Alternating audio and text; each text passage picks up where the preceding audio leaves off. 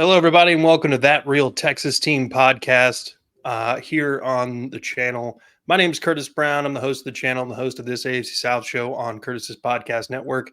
With me, as always, Ron Dog. What's up, fellas and females? And then a special guest this week. We're joined by Texans TV host Drew Dougherty, making his probably, sixth appearance on the various shows and channels. It's something like that. It's good to be back, man. It's good to be with you both. How are y'all? Doing well, brother. Doing well. Happy to have you back. You're always so informative and well spoken here. So I'm excited to have a good podcast tonight. Folks, go ahead and hit the like, subscribe button. We're trying to grow the channel. We're just starting out a whole new channel. In the past, it was all connected to one channel. Now it's its own separate deal. So trying to grow, hit the numbers, hit the thing. Let's get it. So let's start out with OTA standouts.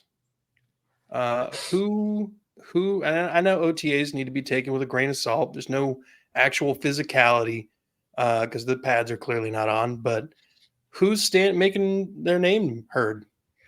Well, it's a great question, and it's you brought up the good point about, hey, you kind of have to, keep in mind that there are no pads. You also need to remember we've been out there only for 2 of them, and now there's one OTA left, and then there's the 3-day mini camp. They're all basically the same sort of thing. Some are non-mandatory, some are voluntary. So we'll have the 3-day mandatory mini camp next week. But it was cool seeing Stephon Diggs out there. He's been in the building this week. He looked really, really good. Obviously expect him to because he's, cranked out 1,000-yard receiving yards over the last, however many years. So he looked good. Nico Collins looked good. It's been nice seeing Tank Dell, given what's happened to him since December 1st, December 2nd or so, the leg injury, everything going on. So it's been a nice offseason. And how can you not be excited about number 7, CJ Stroud? We saw what he did as a rookie last year. I'm amazed because I think back to my first job out of college, and I think about what an idiot I was and how awful I was at it and how much time it took to grow, to learn, to get better. And I think that my situation is much more common than what we saw from CJ Stroud in 2023. He was phenomenal. He put together one of the best seasons in football history, not just for a rookie, but for a quarterback. The way he was able to be so accurate, so lethal with the deep ball, and the way he was able to do what he did, you can't help but be excited about what is next for 7. Yeah. Starting off the year with breaking that record for the longest streak of not throwing an interception. Yeah. The accuracy, like you mentioned, the poise under pressure, because I knew that the offensive line with the injuries and everything, that was going to be an issue early on, but the poise is what got me early saying like CJ Stroud's probably going to be a lot better than I thought he was. Yeah, and it makes all the sense now if you rewind and think about what the guy has been through in his life. Succeeding on a football field, that's not a big deal compared to a lot of the real world struggles that he went through in junior high and in high school. So it all makes sense that he was able to thrive, that he was able to do what he did. And it makes it all the sweeter, to see that success for him. Makes it all the sweeter for Texans fans after the 3 seasons that they saw before that. And really the decade before that, the Texans fans had to go through. Yeah. Yeah, it's a welcome reprieve, I'll tell you that. Now we're sitting here as like an AFC contender, and I don't think anybody was expecting that in year 2 of DeMeco Ryans' stint here. Yeah. We were maybe expecting some leaps forward last year, but we took leaps and bounds and ended up winning the division, and it's a high bar to measure up to, but I think we built up probably more than any other team in the league this year. The sky's the limit, honestly. I just hope we can get some of these guys. Well, we actually signed one of them, Nico Collins. I was hoping we might be able to get him locked up long term, and it looked like we got him for another 3 years. So I'm going to be seeing 7 to 12 a lot. Yeah, that was exciting news yesterday when that came out, when that was made official. It was something that I think we kind of all thought was a good possibility. And once it came to fruition and we saw that it was real, boy, there were a lot of happy people in the building, a lot of happy people in the fan base. And Nico Collins, obviously very happy. He talked today to the media, talked about how it was a dream come true. And it was really, really fun. this guy had such a rocky road. If you think about his college career, had the big season in 19, and then COVID hits, and the Big Ten cancels the season. So he's like, okay, well, since they're canceling the season, I'm going to go get ready for the draft. And then a month or so later, however long it was later, it's like, actually, the season's back on.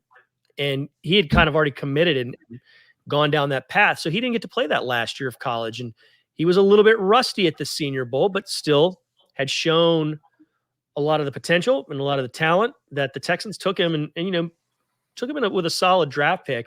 And then he just couldn't stay on the field his first 2 seasons. He talked about that today. He said, I've got to stay available. It's a very big deal. He was much more available in 2023. He was in a much better offense, and he was with a sublime quarterback. And all that stuff came together, and he was outstanding. And I've talked about it. I know you guys have heard me blather on and on about it, but I love his violence after the catch, man. What other receiver is like him? I mean, it's like he's hunting defensive backs to punish once he catches the ball. A lot of fun to see. I can't wait to see what he does because it's another year in the system, and just putting him in a vacuum. One more year in the system and one more year to grow with CJ Stroud.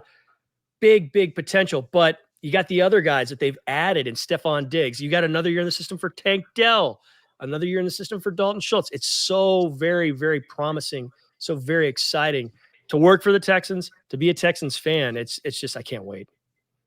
That actually brings up a pretty solid segue here. This is a question that Ron wanted to ask you beforehand. What is it like being so close to the team, especially now when they're as hot and as popular as they've been?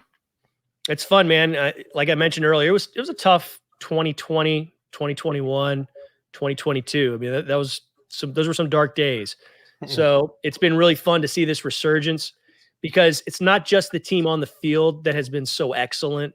Ever since D'Amico Ryans got here, it's like he's had the Midas touch. Everything has kind of turned to gold since he's gotten into the building. It's been fun to see a lot of the former guys get sort of re-energized and reignited and reconnected to the squad. It's been cool seeing a lot of the fans that had kind of drifted away, and understandably so, come back to the fore and get excited. And it all sort of came to a head in that playoff win at NRG Stadium. It's the most electric I've ever seen that place. And I was there for the 2011 playoff game. I was not there for opening night in 2002, so you need to take that with a grain of salt, that opinion. But goodness gracious, it was so much fun to see it all come together and see the Texans just dominate the way they did that day. And it was really, really cool. It's an unforgettable experience, and that's a long answer to your question about how cool is it to be, working close to the team. It's really cool is the short answer. Really, really cool. Oh yeah. Yeah, we like those details. Yeah. So Dylan Horton, cancer free. How about that? That's a great story, isn't it? An amazing story. And I feel like it's probably not necessarily something that the Texans aimed to be good at, but the Texans seem to be pretty good at, when a player gets sick with something, they react pretty quickly and they get things taken care of for that player. So, I mean, what is it? Andre Howell and Mechie last year and now Horton. So, yeah, David Questenberry as well. Yeah. Oh yeah, Questenberry. I forgot about Quez. Yeah. It's kind of a little run on that, but where is he at with being able to get back into any sort of field activities? Yeah, it's going to be fun to see. It looks like he's kind of back on the way, and we can't wait to see how he figures into the mix with things. This defensive line, this defensive front has gotten a lot saltier with the addition of Danico Autry and Daniil Hunter. So we'll see where he factors in on things. But such a great story that he's able to ring that bell, to be cancer-free, to be leukemia-free. And I know everybody around the building was so thrilled to have him back. Not everybody knew the circumstances when he left. He kind of quietly sort of slid out and took care of his business, but it's great to have him back. And he's a guy who made some plays for TCU in that national title game run a couple years back. Had a good career at New Mexico before the transfer there to TCU. So really good dude, really promising future. Can't wait to see what he can add to the mix. He's another guy. You started off by asking about maybe unsung or underappreciated people. He's one that you could probably factor him in the mix. Second year guy. You always hear about how the biggest leap is from year 1 to year 2 in the NFL. Maybe that leap happens. Who knows how much it's affected by what he had to go through and what he had to endure. But what a phenomenal story, right? Yep. Yeah. Dude, phenomenal story. I mean, anytime anybody beats cancer, it's worth, writing a book about it probably. Sure. Um, For sure. He But- deserves all this all the recognition that he's getting recently. So I mean, just beating leukemia in general is huge. Yeah. So It's massive. Yeah. Sticking on that unsung heroes tab. So a lot of players around the league have Mhm. kind of like, I live in Nashville, so I hear a lot about the Titans, obviously. Yeah. Nobody's talking about the center Lloyd Cushenberry, but that's probably because he's doing his job. He's an Right. unsung hero, in my opinion, because of that. Center, you don't want to hear anything about the center, good or bad. That's how you know a lineman is doing his job. So, who has been an unsung hero? Are you talking about in OTAs or over the last year or so or what? say just I'll in take general. whatever you can give me. Yeah, I'll take whatever you can give me. Excellent question. You can always go interior offensive or defensive line. So let's go with Shaq Mason. The only guy I think on the offensive line last year to start every game for the Texans, because you had Tunsil miss a little bit. You had Titus Howard miss quite a bit after the injury. You had rotations in its center and at guard on the left side. Shaq Mason, he was there the whole year. And I know you want to run the ball better than you did. Everyone recognizes that, acknowledges that. But you also got to give him some praise. He was part of a unit that helped CJ Stroud do what he did as a rookie. I mean, do what he did as a 15-year veteran. That's impressive. But he was able to accomplish quite a bit, he and the offense. So let's give Shaq Mason some love. Just coming over quietly in a trade from the Buccaneers after the long career before that with the Patriots, winning some Super Bowl rings. I'm going to give Shaq Mason his flowers, his recognition. He's also got an awesome name. His name is Shaquille Hakeem Mason, named after the two great centers, Olajuwon and Shaquille O'Neal. So makes sense. I actually played him in high school in our state game here in Tennessee. I was a nose guard. Yeah, I did. I was the nose guard. He was the smallest guy on their offensive line, but everybody else. He was probably the most skilled, though, right? Yeah, his hands were quick. He was real quick. Yeah. He's been a good guy to have in the locker room, too. I mean, you got somebody with that sort of knowledge, that wisdom, those pelts on the wall, so to speak. I mean, he's been a great addition to the team. Yeah, I can only imagine that being around Tom Brady just kind of sprinkles a little something on there. A little bit of greatness. Yeah, just a little touch. You don't want to go too crazy with it.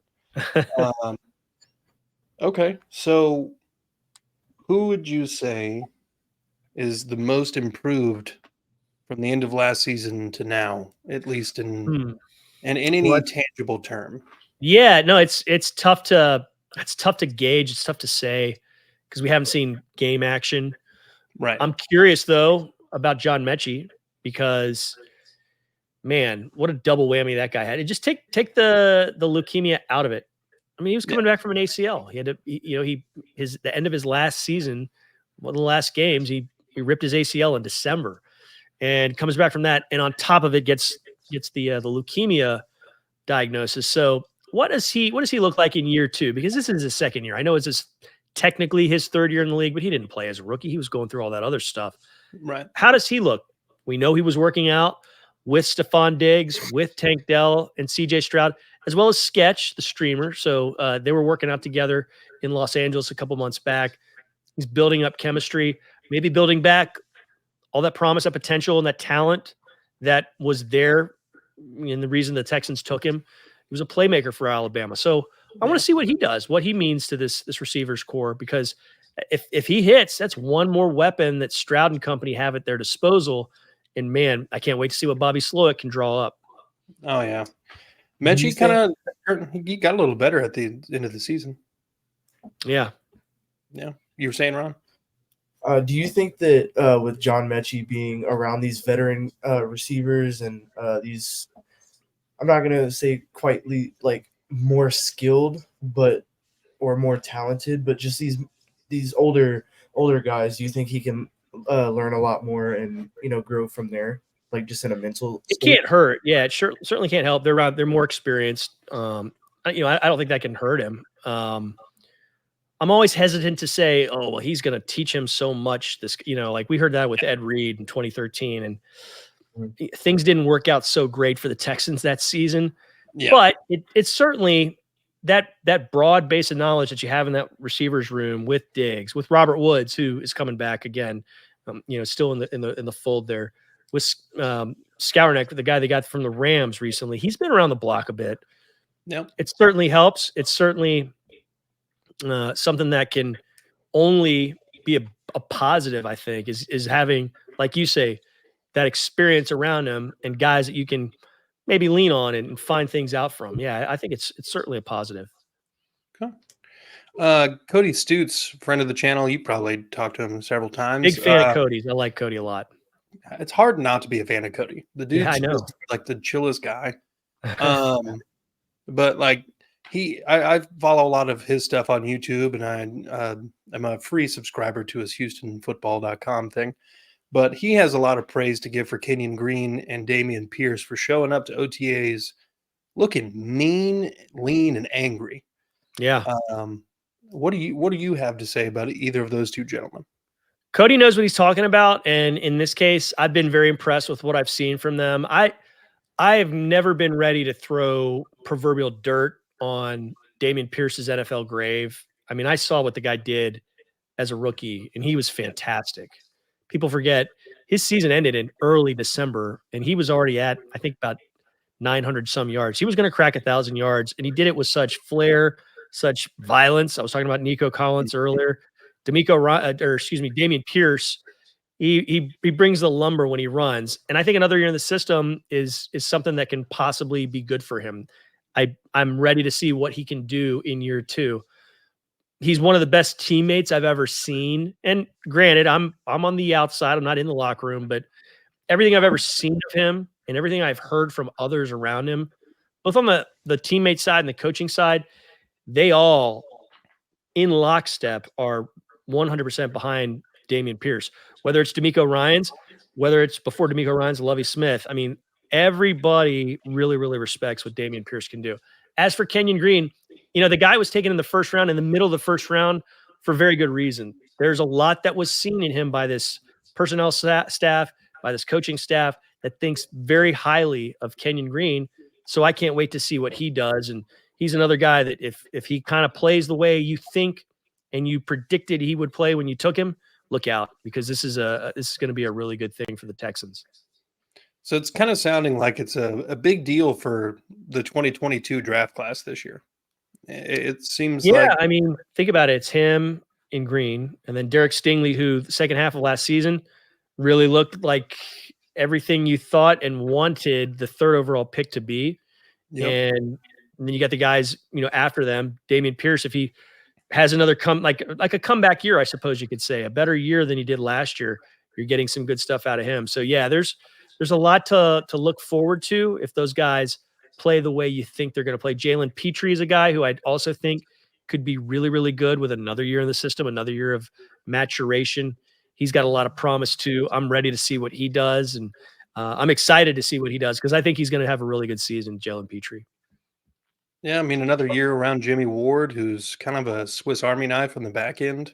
Yeah, you hope Jimmy can stay healthier than he did, because when he was on the field, good things happen on the defensive side. So keep your fingers crossed for that, because I think he's a good player. He was brought here.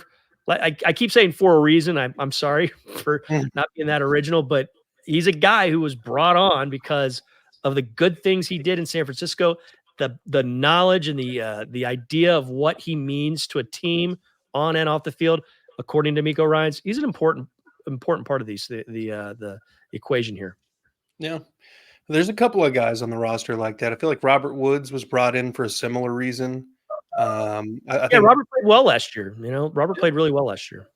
Yeah, and I think a lot of people didn't expect him to play that well coming off of playing with Tennessee and their lackluster offense in that season. But another year removed from that ACL, he looked solid. Yeah. Um, is Stroud ready to take another step? Do you think that it's like what does that even look like? It's a Is that great even question. And to answer the question, why not? Why would he not be ready to take that next step? I mean, he was, like I said, phenomenal as a rookie. And you've added another major weapon. You've seen some of the younger weapons that were already there get another year of, I guess, marination in the system. They've marinated in the sauce, so to speak. And none of the coaches that were integral parts of this successful offensive system left. They're all back. The offensive coordinator, the quarterback's coach, the advisor and Bill Lazor, they're all coming back. That's a big thing. It's really cooking up and looking like it's going to be a delicious gumbo for the Texans in 2024. I can't wait. I don't know what the next step is. I mean, it's wins. I think that's the way you want to look at it. It's ultimately based on the wins and the losses. Maybe the stats tweak a little, who knows? But if you take more steps winning wise, as far as getting deeper in the playoffs, that's the next step. That's the next step in my mind, okay? because they want to win it all. Nico Collins said it today, and I mean they say it every year, no matter how good or bad the year before was. Hey, the goal is to win the Super Bowl, but that's what they're gunning for. That's that, and they should be. They should be expecting to try and win it all. They should have those high expectations. Do you think with the season that Stroud had last year, do you think he has the potential to hit a 5,000 passing yards? I would never bet against the guy. I'm not gonna sit here and call it, but that doesn't seem like Out of the picture. Yeah, it doesn't seem like an 85 home run season in Major League. I think it's certainly possible. Yeah, I like I said, I'm not going to predict that, but shoot, that guy seems like he's capable of almost anything. I think they want to run the ball, though. I think they want to be really successful and diligent running the ball. And I think if you are, it'll make it a little tougher to get those numbers up around 5K. But it's like I said, I'll never bet against that guy. I'll never bet against JJ Watt back when he was in his prime, as far as people asking what's possible with Watt and what's next.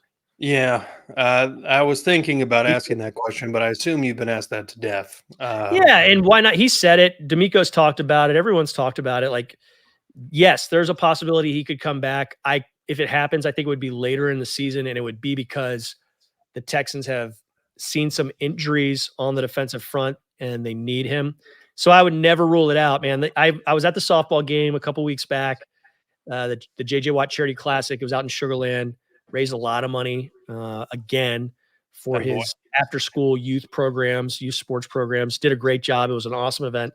He looks fantastic. He looks like he could go ring up about 14 sacks right now. 25 tackles for loss, bat down about a dozen passes, maybe catch a touchdown or two.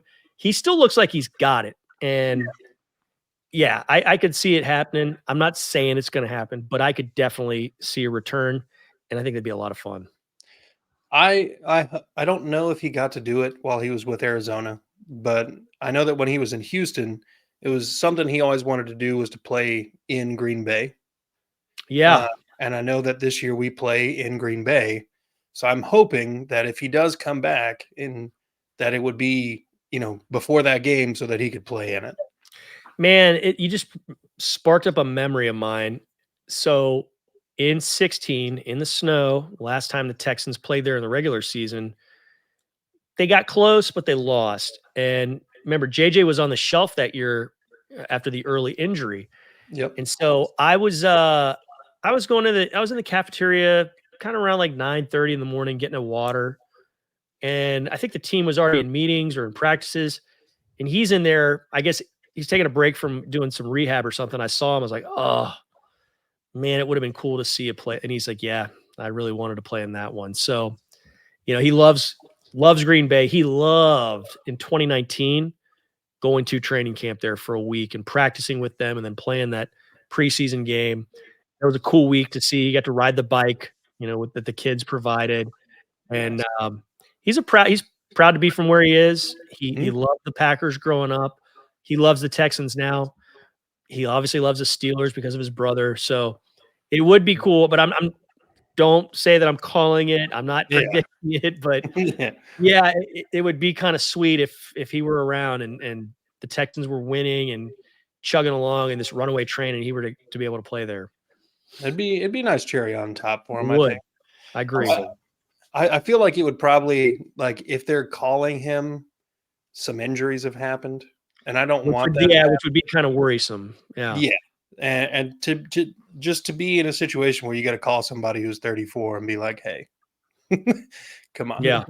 Yeah. Not, I mean, he couldn't be like the Batman, just flash the signal up there and he just shows up. But hey, with that guy, why wouldn't he be the bat? He yeah. That's what I'm saying. I mean, he's basically the face of the team for the last decade and a half. So, well, minus those couple years in Arizona, but sitting here looking at the back half of the draft from this year, and this will be the last question I've got. In the 6th round, all the way to the 7th round, are there any of those guys that you feel is like a sleeper for like early reps? So we got Jamal Hill, Jordan, Bird, Harris, and Henderson. Yeah, it's an interesting mix. We've seen Jordan, the running back out of Louisville. He's looked good. I mean, it's OTAs, so obviously asterisks, but he put together a pretty solid career there in college, especially at Louisville after he transferred from Syracuse. Let me see what he does. Let's see what Jawar Jordan does. I'm fascinated by who he is and what he might be. Joe Mixon today was talking to the media, and he said some pretty good things about Jordan. And initially in the press conference, he was asked about, hey, what do you think about the idea of you and Pierce being a 1-2 punch? He said, yes, that's a possibility, but I think this room as a whole can really do some good things. So that includes Dario Gumbawale, who's been outstanding on special teams for the squad. And when he's played at running back, he's done some good things too. Yeah. But it also that lumped Jawar Jordan in the mix. And later in that press conference, he talked about Jawar Jordan and said he was pretty impressed with him. The thing that was pretty cool that he said was he knows the playbook better than I do. Mixon said this about Jordan. And when he's in there, he's always prepared. He's always ready to rock. So if you're ready and you're not having to think about anything, it's super important. It's even elevated when you're a rookie and you're not having to think, because we always hear about how that slows things down. So I guess to answer your question, let me go with the running back. Let me go with Jawar Jordan, not to discount those others, but I like the idea of perhaps Jawar Jordan doing some big things. Before we finish, though, there's an Athletic article from about 4 or 5 years ago about Ladarius Henderson when he was at Arizona State, and it is phenomenal. It's a phenomenal read. He's a really interesting story. Who knows what he's going to become, but he did play and start a lot of games at tackle for the national champions in Michigan. He was a Sun Devil before that.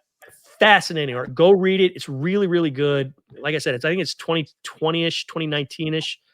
Great story. He's got a fascinating background. Interesting. All right. I'll have to check that out. Yeah. Ronnie, do you have any questions for him? I think my last question was, realistically, being as close to the team as you are, what do you think our win count is for, like, just predict, a super early prediction, just with the information that you have and the knowledge that you have, what do you think our win total could be this year? I think it goes up. So you're at 10 last year. Why not say 11 or 12? Why not shoot higher? I think it goes up, though. I do firmly believe the Texans are better. Now, they're going to be in some dog fights because this is a heck of a schedule. And every year it's a tough schedule. And some of these great teams that are on the schedule right now, they're going to backslide. They're not going to be as great as we thought. Some of these teams that are not as good as we think are right now, they're going to be pretty darn good and be salty in a tough tangle. Yeah. So with all that in mind, I still think they get better, but I'm not saying they're going to go 17-0. But hey, man, it's where you are in January and February that matters the most. And I think the way D'Amico Ryans and his coaching staff and the personnel staff are kind of crafting things, they want to peak at the right time. And they peaked pretty darn well last year, I thought. Yeah. They're going to need to peak right there at the beginning of December this year because that last Yeah. 4 games is one hell of a stretch. It's a Bermuda Triangle, but yeah, it's not impossible with this squad, and I can't wait to see what happens. Oh, it's going to be an electric season.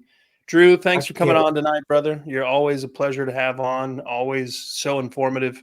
I gotta get you on sometime in the future, but maybe we'll wait until after training camp, right?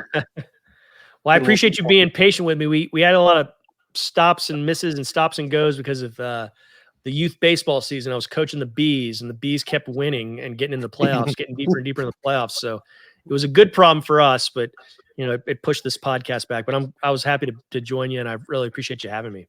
Hey, I'm thrilled that you guys kept winning. That's awesome. I mean, it's all about the kids, honestly. That's all it is. That's right. That's right. I didn't know that's awesome that you have like even that much time to go out there and do that. That's awesome, dude. Yeah. We carved out some time, and we had a lot of fun this season. We had a good group of kids and good parents to work with, so it was a lot of fun. So did you guys like win the big one? We came close. We were, we had a tough regular season, but the way our league is structured, it's smart. They have, there's like 5 or 6 divisions, and each division has about 10, 11 teams in it. So the first, second, and third place teams, they go and play in the gold playoff bracket. And the second, or the 4th, 5th, and 6th teams are in the silver bracket. We were 7th. We were a game under 500. So we were in the bronze bracket. But man, that meant we won a game, and then we won another game, and we won a third game to get into the finals. And we came up a little short in the championship game. And but we got to play 4 more baseball games, which was fun. That's almost half a season, really.